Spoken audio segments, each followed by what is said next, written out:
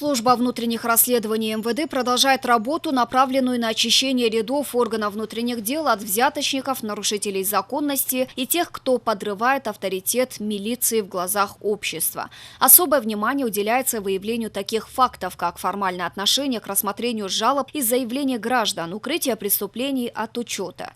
По поступившей оперативной информации в течение месяца проводились оперативно-следственные мероприятия по задержанию оборотней в погонах. Факт зарегистрирован в АИС ЕРПП. Проводится досудебное производство по статье «Покушение на убийство». 13 марта был задержан старший оперуполномоченный по особо важным делам службы внутренних расследований по Баткенской области подполковник милиции. Задержанный водворен в ВВС ГУВД Бишкека. Также осуществляются оперативно-розыскные мероприятия по задержанию второго подозреваемого начальника отдела обеспечения безопасности дорожного движения УВД Баткенской области подполковника милиции. В настоящее время досудебное производство продолжается.